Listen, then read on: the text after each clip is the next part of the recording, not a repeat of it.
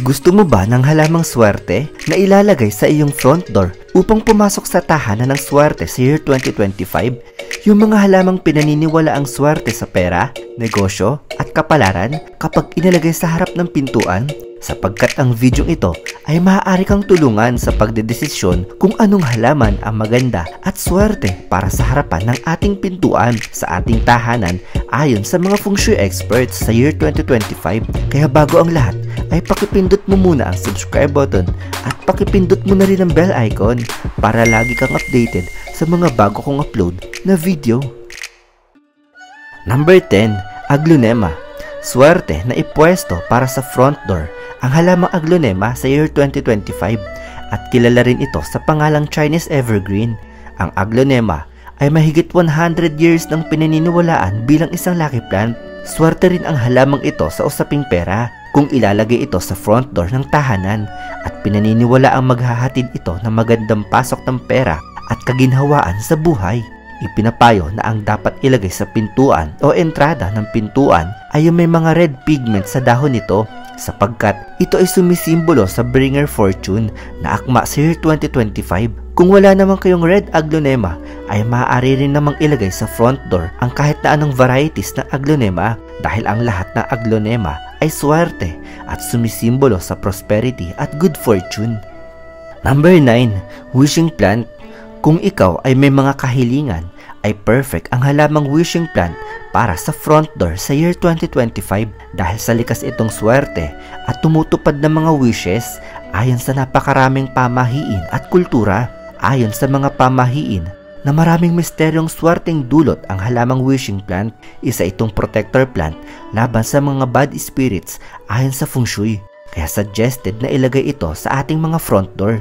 Ang kulay red-violet na taglay ng mga dahon ng wishing plant ay kabilang sa mga maswerteng kulay para sa year 2025 na pinaniniwala ang magpapasok sa ating mga pintuan ng swerte para sa pamilya, swerte sa karir at maging sa pera para sa buong taon. Kung maglalagay ng halamang wishing plant sa front door, ligtas itong alagaan dahil isang non-toxic plant ang wishing plant. Number 8. Umbrella plant. Madali lamang alagaan ang umbrella plant at perfect ito para sa mga bago pa lamang sa paghahalaman. Recommended na ipwesto ang inyong umbrella plant sa harap ng pinto at entranceway sa taong 2025 dahil sumisimbolo ito sa wealth at positivity na mainam sa mga taong may business at career. Swerte ito sa pasok ng pera at nakapagdudulot ng buhay na sa biyaya para sa mga naghahangad ng magandang pamumuhay sa taong 2025. Ang umbrella plant ay nakapag-iimbita di umano ng positive energy papasok sa loob ng bahay. Mabisa rin itong proteksyon laban sa malas dahil ang mga bilang ng dahon nito ay tila kamay na pumipigil sa paglapit ng malas papasok sa ating tahanan. Number 7. Croton plant. Una sa lahat, ang croton ay isang klase ng halamang ornamental na kilala sa mga makukulay na dahon at tinagurian itong kaleidoscope plant dahil sa magkakahalong kulay sa mga dahon nito. Mainam at swerte ito na ipwesto sa harapan ng pintuan sa taong 2025 dahil sa nakapagbibigay ito ng magandang color accent sa harapan ng bahay, lalo na sa tabi ng pintuan.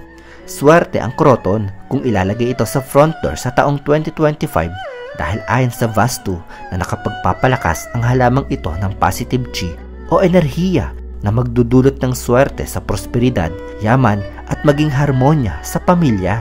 Recommended ito sa taong 2025 na ilagay sa ating front door dahil ayon sa feng shui na nakapagtataboy din di umano ito ng mga masasamang espiritu. Number 6. Rubber plant o Ficus elastica. Ayon sa feng shui, ang rubber plant ay umaakit ng kayamanan, kasaganaan at swerte lalo na kung ilalagay ito sa front door sa taong 2025. Ang Ficus elastica ay may mga paoblong na dahon na itinuturing na simbolo ng pera at kasaganaan.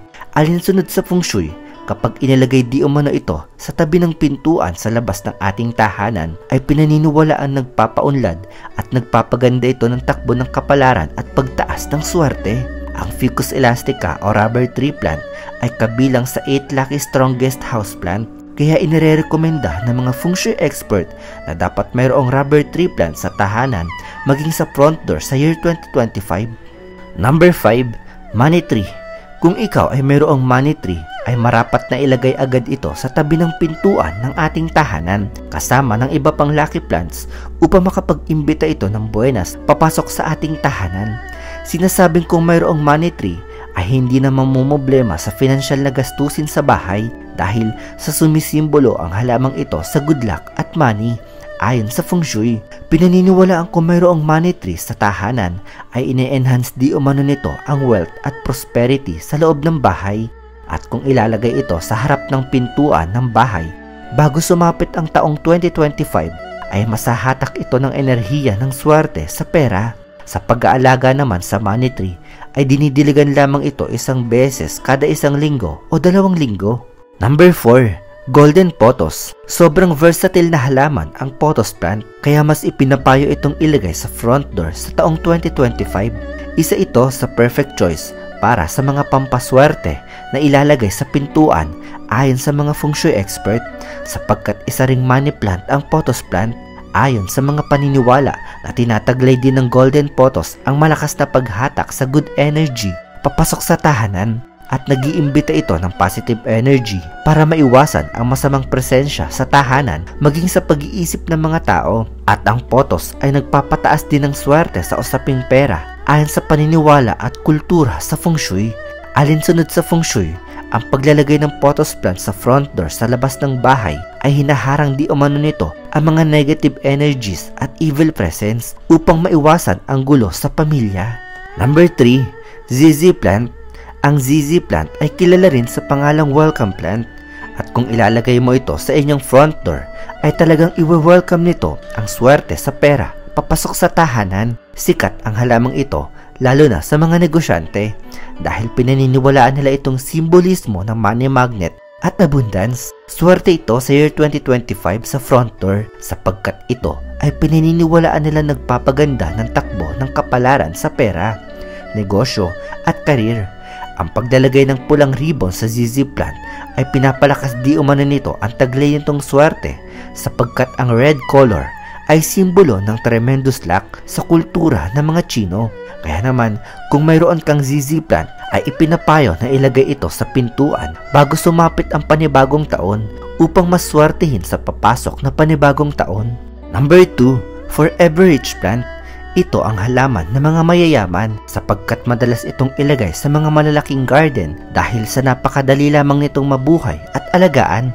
Ang paglalagay ng Forever Rich Plant sa front door sa taong 2025 ay pinaniniwalaan na isang mabisang tagahatak ng wealth o swerte sa usaping pera. Sinisimbolo din ng mga bilog-bilog sa dahon nito ang dami ng pera at barya at ito ay pinaniniwalaan nagbibigay ng buenas sa negosyo, trabaho at karir. Ang pagkakaroon ng Forever Rich Plant sa front door sa taong 2025 ay minamagnet di umano nito papasok sa ating tahanan ang positive flow ng energy dahil pinaniniwalaan na ang mga makakatas na dahon nito ay isang fortune magnet. Number 1. Snake Plant.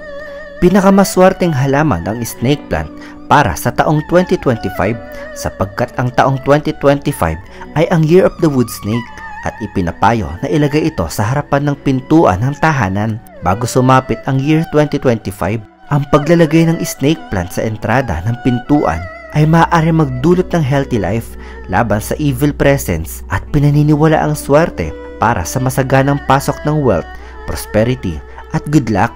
Ang mga patayong pagtubo ng dahon nito ay sumasagisag sa positive energy sa buong kapaligiran ng tahanan at ang mga malaespadang dahon nito ay pumuputol di umano ng presensya ng negatibong enerhiya upang layuan ng malas ang mga nakatira sa loob ng bahay. Kaya ang pagkakaroon ng snake plant sa front door sa 2025 ay hahatakin nito papasok ang swerte para sa buong taon dahil sa mga simbolismo nitong positibo. Ang lahat ng mga nabanggit at tinalakay na lucky plants for front door sa taong 2025 ay ilan lamang sa mga maswerteng halaman na dapat ilagay sa harapan ng ating pintuan. At ito ay mula sa mga feng shui experts. Ito ay hindi ipinipilit na paniwalaan.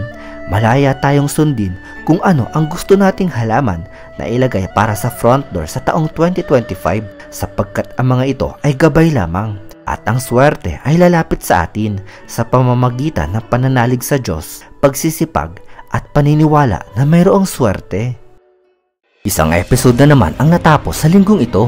Hangad kong nabigyan kita ng mga ideyang makabuluhan. Kung ikaw ay may mga topic at katanungan na gusto mong mabigyan ng linaw, ay comment mo lamang yan at aking susubukang bigyan paliwanag ang iyong gusto maging paksa para sa susunod na episode ng Ideya PH. Kaya huwag kalimutang pindutin ang subscribe at pakipindot na rin ang bell icon para lagi kang updated sa mga bago kong upload na video.